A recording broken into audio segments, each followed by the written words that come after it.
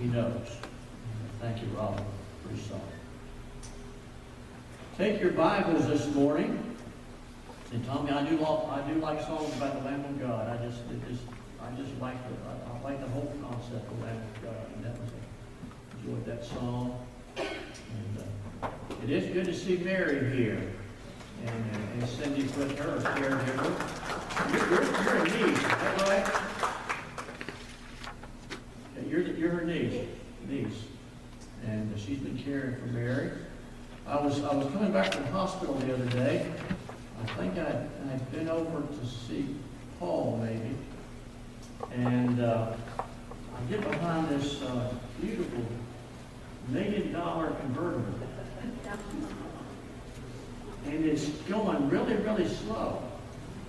And I looked. This is a nice car. And I looked, and I said, I know who that is. That was Miss Mary out driving her convertible. And I followed her on, and she went on down the road. She's just been cleared to drive, so she's just starting to get out a little bit. And she came to church.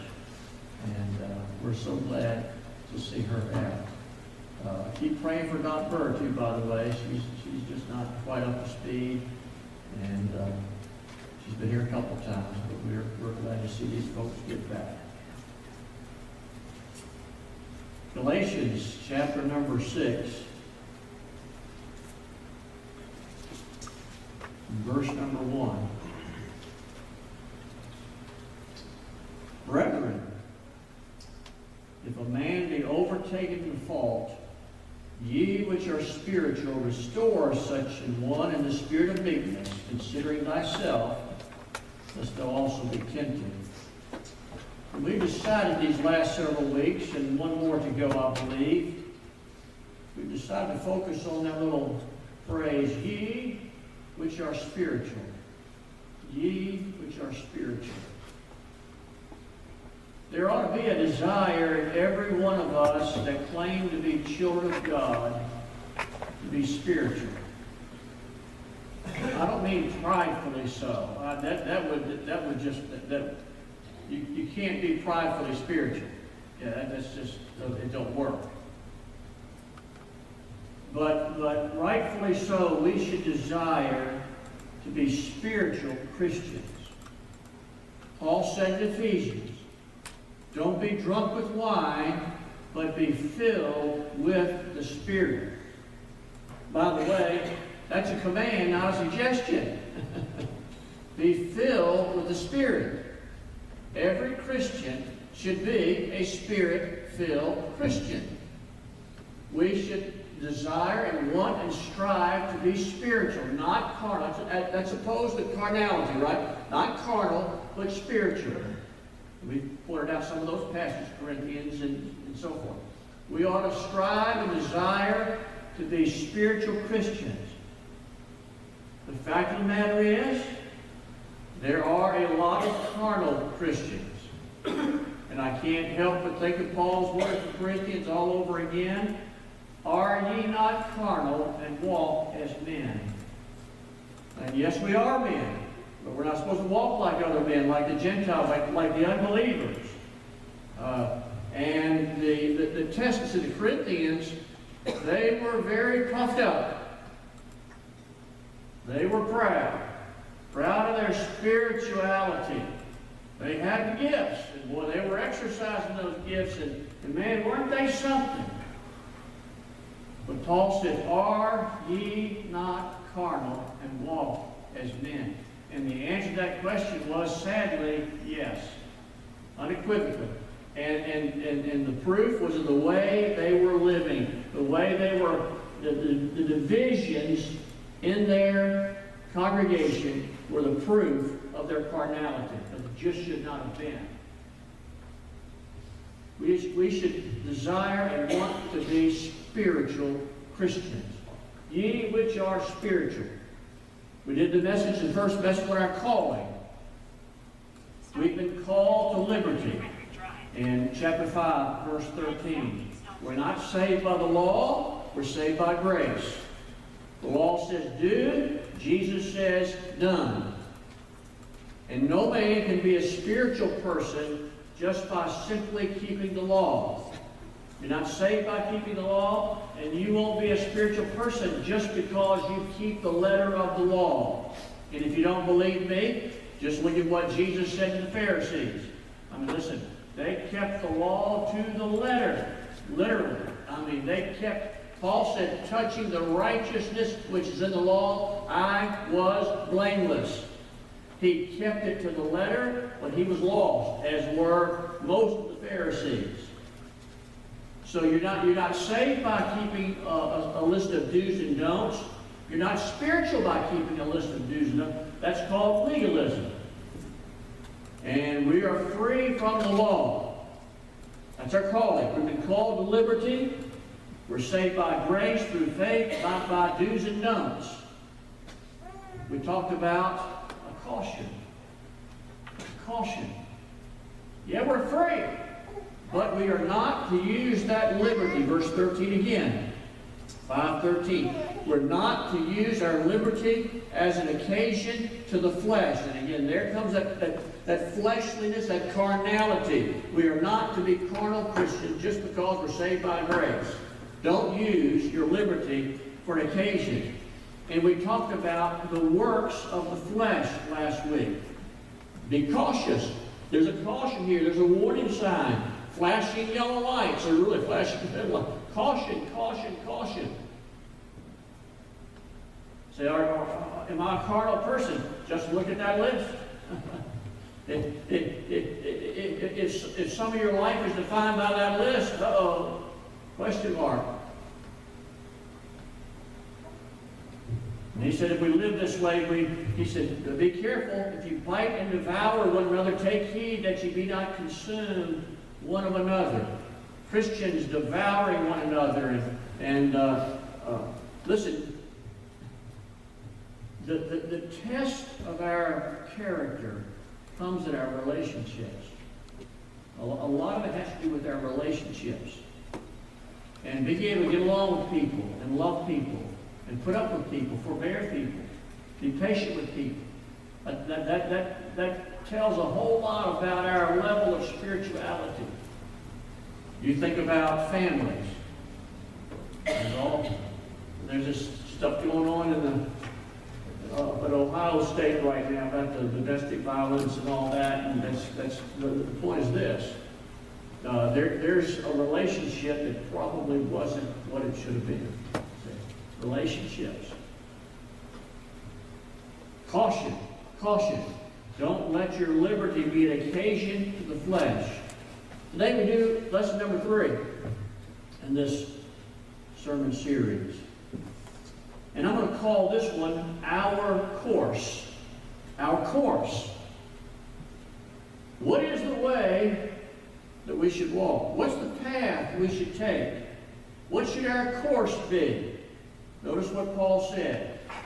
Verse number 13. By love serve one another for all the laws. So the Galatians were getting hung up on the law. All the laws fulfilled in one word, even in this: thou shalt love thy neighbor as thyself. Again, that relationships.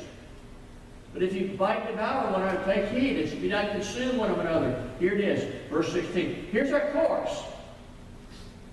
This I say then, walk in the Spirit. Take the path of the Spirit. Take that course. Don't take the fleshly course, the fleshly direction. Take the spiritual direction. This is the course that we should follow. Walk in the Spirit, and ye shall not fulfill the lust of the flesh. Verse 17. For the flesh lusteth against the Spirit, and the Spirit against the flesh. And these are contrary the one to the other. I thought about the word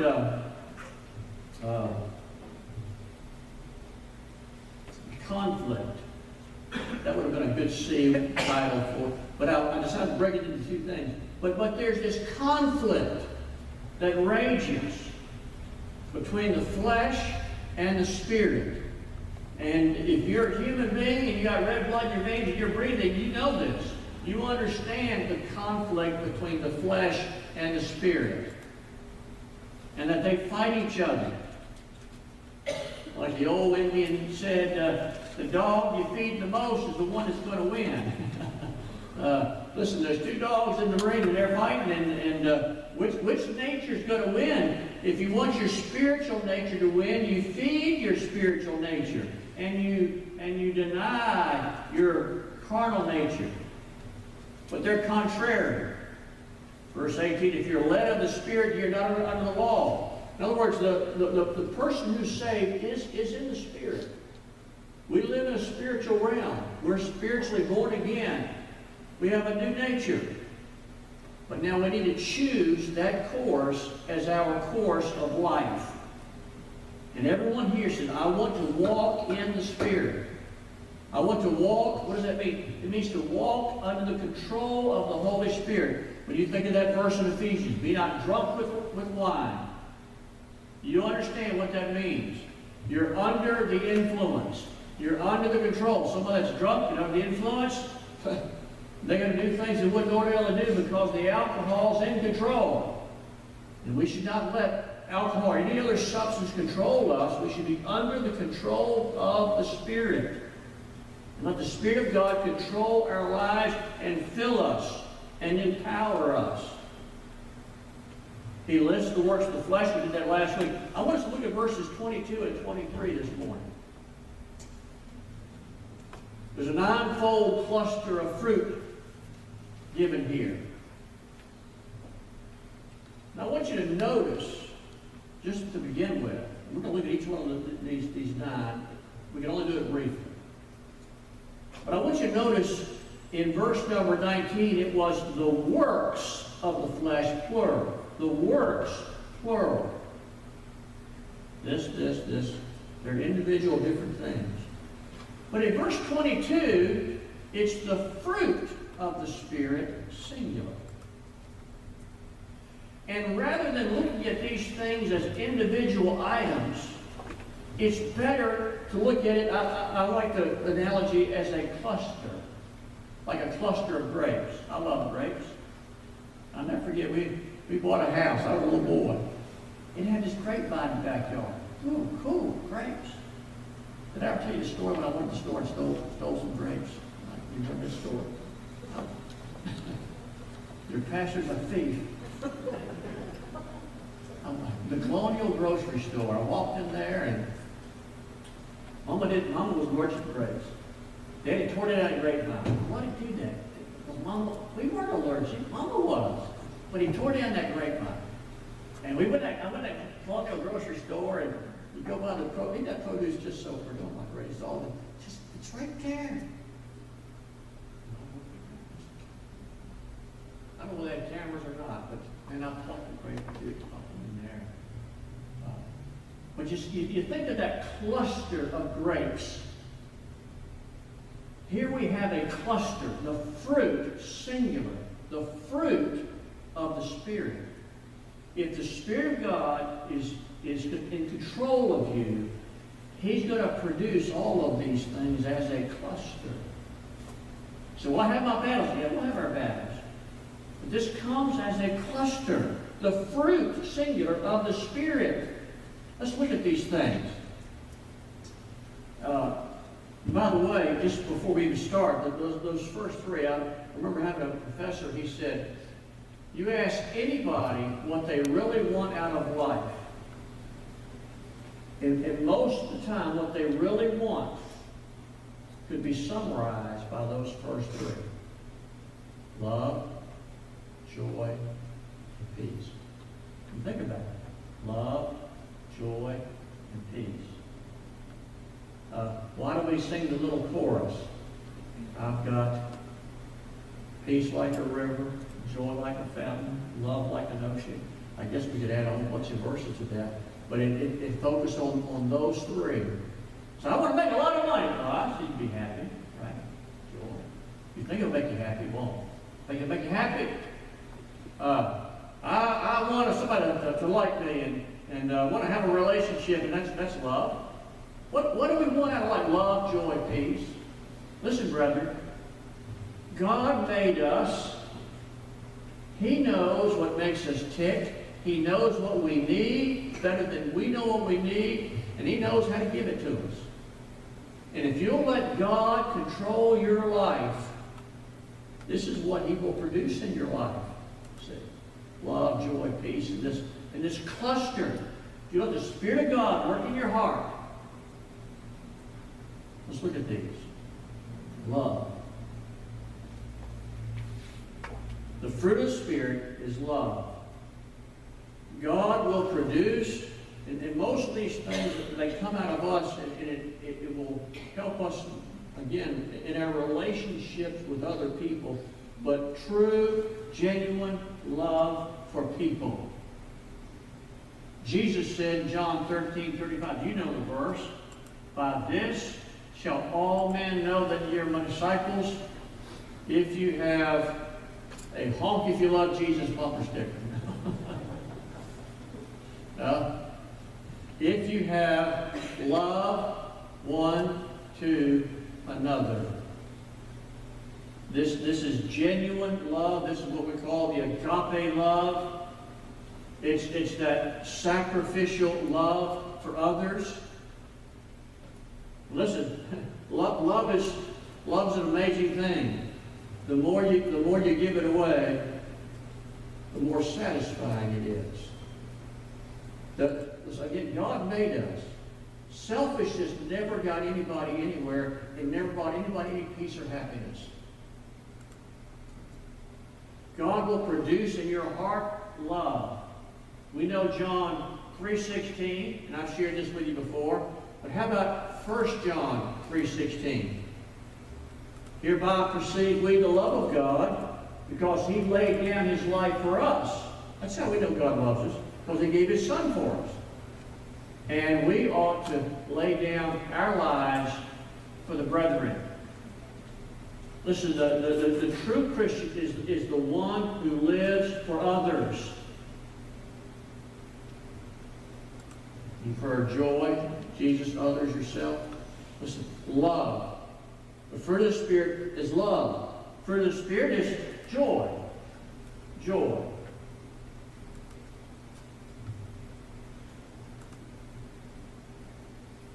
You've known people that were, Tim LaHaye called them sanguines. They were just, they're bubbly. Oh, they're just effervescent. I mean, the happiness just seems to exude from them. You know, those people aren't always as happy as they look. And you think about joy. Joy is a little... most of us, we are happy when our circumstances are good. But joy is something different. Joy is something in your heart. I think about what Peter said in 1 Peter 1:8, whom having not seen ye love. Talking about Jesus. They hadn't seen Him. In whom though now ye see Him not, yet believing, it says, ye rejoice with joy unspeakable and full of glory. There's a hymn that's joy unspeakable and full of glory. Oh, good. It's a good hymn. Joy unspeakable and full of glory. Have you ever asked yourself the question, do we really have this? Do we really have this in our lives? This kind of joy? Just, it's a settled enjoyment, knowing that God is there, we're saved, He loves us, He's in control, and it just brings a happiness to your heart and life. And that will rub off, and it will exude from your spirit. Joy. Listen, we've known those people. Their circumstances weren't always so great, but they were still joyful people. I'll never... they did a little play here in town. It just was a night of the week. I couldn't go. They did the Hiding Place. I've seen the movie, but they did a play production of it. And I wanted to go. I didn't have a chance to go. But I remember the movie, The Hiding Place. Corey's sister, Betsy, she had it. What she had?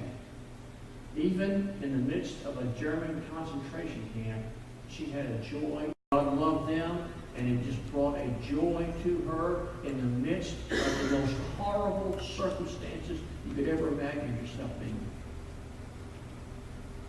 Joy, joy. Peace, peace. Peace like a river. That's a Bible phrase. Peace like a river from the Old Testament. You got peace like a river. Peace, peace. Calmness. Calmness. Not wrestling, not fighting. You think about a peaceful sea versus a churned up, angry sea with waves and the foam and the wind and not just peace. Peace be still, Jesus said. Peace. Wouldn't it be nice just to have that settledness in your heart, and you just were at ease because you knew who was in control. The Spirit of God will produce peace in your heart, peace in your relationships. What a precious aspect of the fruit. Long-suffering. Long-suffering. Macrothumia. Great. Thumia means passion. And when you have macrothumia, great passion, you're able to deal with your passions in great things and still be under control. Long-suffering. Again, this has to do with, a lot of this has to do with relationships. People will try your patience. People will try your patience. I saw a smile over there.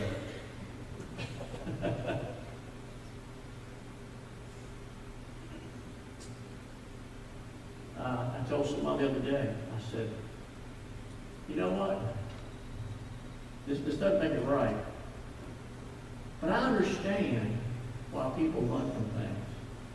I understand why people run from church. I understand that I've got people, they believe in God, but they're done with the church. Why? Because they go to church and they see this, that, and the other. This person can't get along with that person, and there's this hypocrisy, and on. And on and on the list goes, and you go to church, you got to put up with this and that and the other, and so on and so on and so. You know what? The fruit of the Spirit is long-suffering. I think what Paul told the Ephesians, he said, forbearing one another in love. You know what that means? Put up with each other. Just learn to put up with each other. Be long-suffering.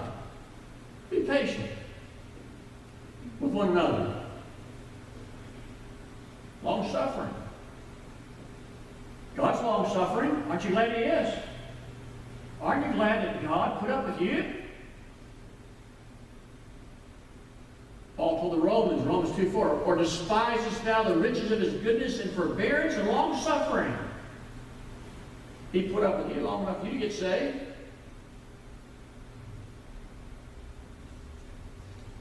I'm glad He put up with me. We need this fruit of the Spirit. This I was talking today about the 7-year itch. Y'all heard the 7-year itch, right? And I read this. I've not done the surveys, but you know how long the average marriage lasts? Take a wild guess. Keep it 7 years.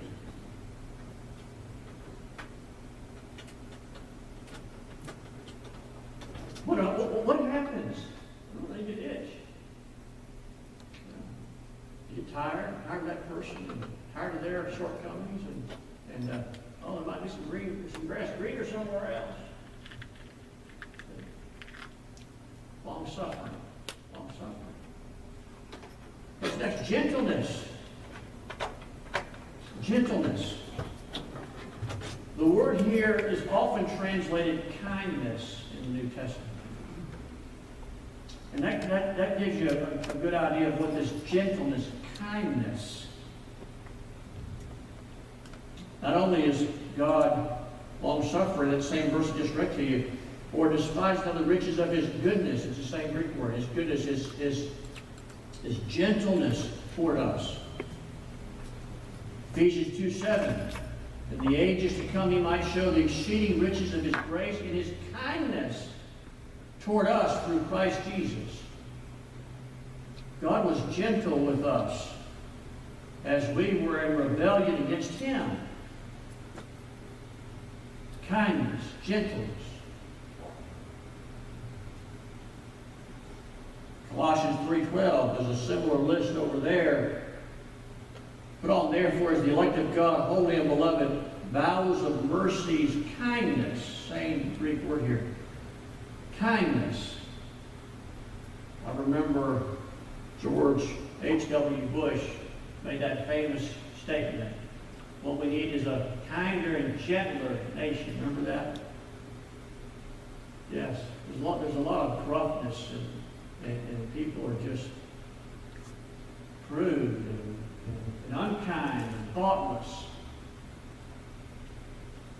The fruit of the Spirit will produce gentleness in you. As one commentator put it, as opposed to a harsh, crabbed, crooked temper. It is a disposition to be pleased. It is mildness of temper, calmness of spirit, an unruffled disposition, gentleness. Then there's another one, goodness. Goodness has the idea of moral excellence. The fruit of the Spirit is in all goodness and righteousness and truth, Paul told the Ephesians. Goodness and righteousness kind of linked together there.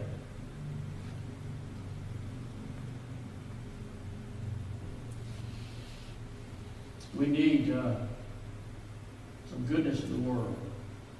I love that verse in the book of Acts. Jesus always went about doing what? Good. He always went about doing good. I was reading the other day about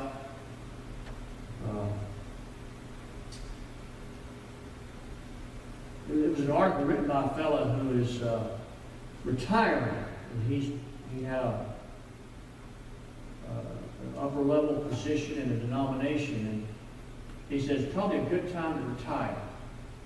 He said our denomination is going this direction, this, and he didn't like any of those things, and I like to read comments to articles because it tells you where people come from. And I knew what he was saying, and for the most part I agree with him. And he said our denomination is headed towards a social gospel. And he was pointing out that they were putting an emphasis on community, charitable type events and so forth. And one guy responded, and he didn't like what he said in the least. And he said, what Jesus did. And I saw both points of view. But a lot of what Jesus did was just doing good. And I think when he did good, he would take an opportunity to point people to salvation and to the Messiah and to himself and to God. Yes. But Jesus did good. He was full of goodness, good deeds. And the Spirit will produce goodness in your heart, in your life. Then there's faith. Faith. The idea here is, I don't think it's so much faith as trusting God as faith in faithfulness. I've always thought about that verse that David wrote in Psalm 12:1. He said, help, Lord, for the godly man ceaseth, and the faithful fail from among the children of men. So Lord, we can't find any godly people anymore. We're having a hard time finding faithful people anymore. Oh, isn't that true? Faithfulness. Paul said, I thank God who hath enabled me and counted me faithful, putting me into the ministry. God counted him faithful. Can we be faithful and dependable? 1 Corinthians 13:7. Love bears all things, believes all things, hopes all things, endures all things. Think of the idea of faith, just sticking to it. Sticking to it, even when it might not be easy.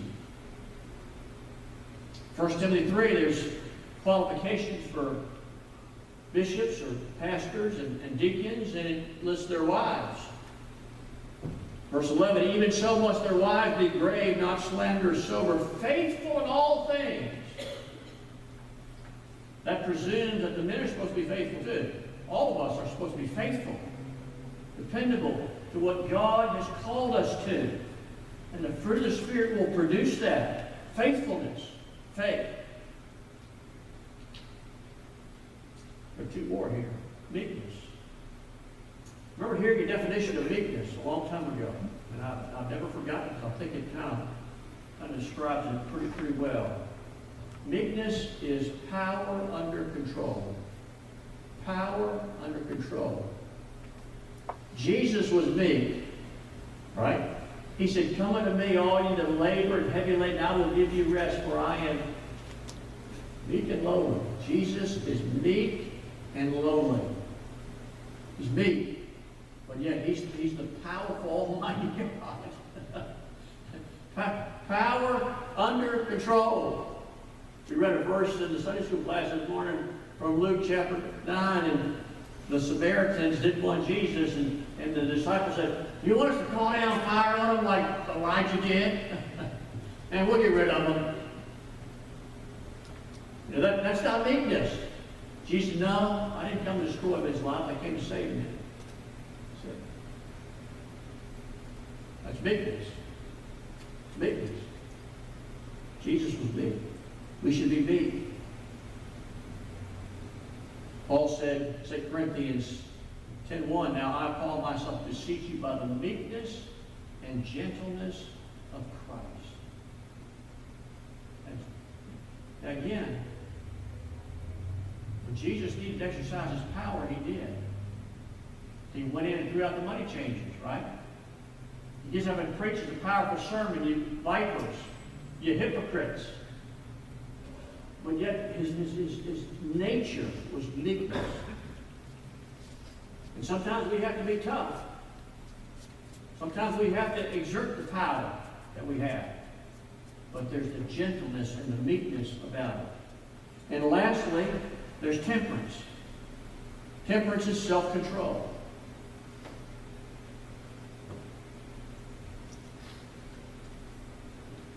When the Apostle Paul was talking to Felix, it says he reasoned of righteousness, temperance, and judgment to come.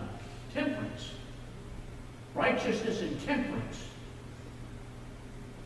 What's he pointing to? He said, "Look, Felix, men are unrighteous and they're intemperate. We're out of control. Unrighteous, ungodly, out of control. And God will bring us to judgment for those things. But the Spirit of God will produce self-control in your heart and life."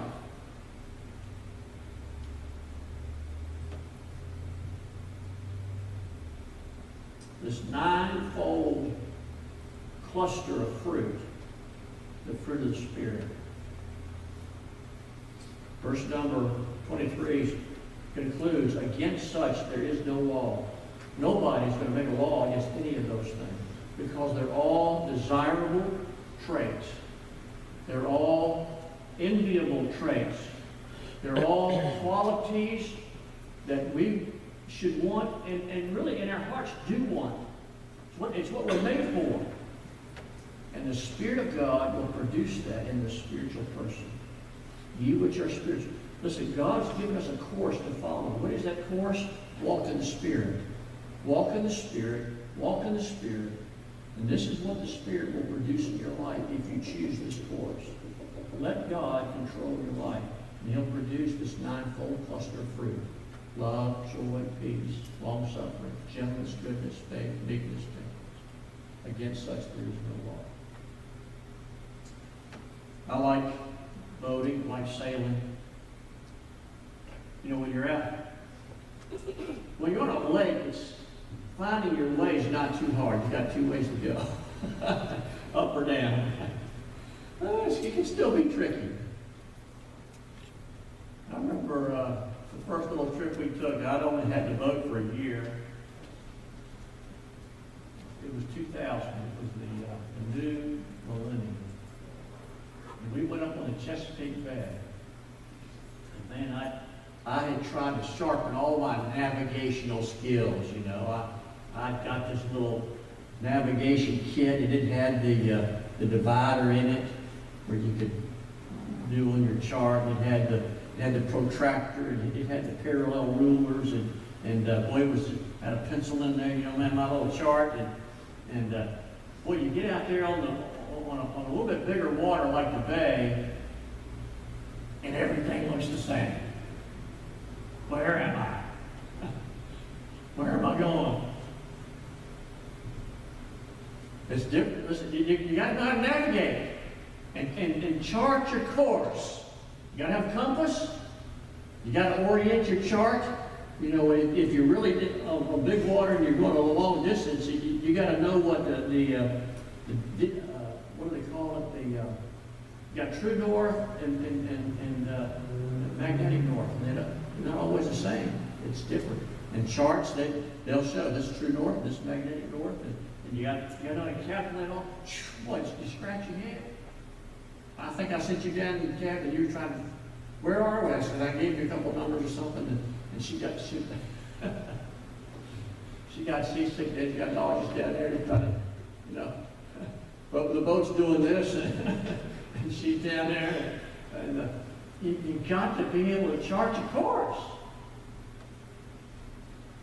I was so worried I was going to run over some stumps or something, you know, where's this river we're going? I'm just wild, I'll tell you what, it was a trip. Listen, we need to chart our course through life, right? Our course. Which direction we go? Here's our course. Walk in the Spirit. Choose that path. Walk in the Spirit, not the flesh. And God will produce these things in your heart and life. Let's bow our heads together.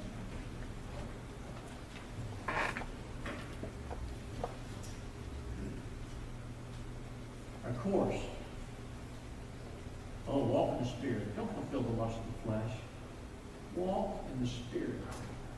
Spiritual Christian. Ye which are spiritual. You have a desire in your heart to be a spiritual Christian.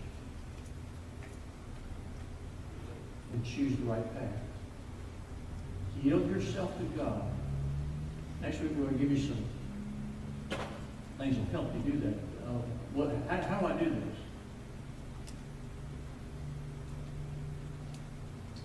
But today, we're going to choose the right course.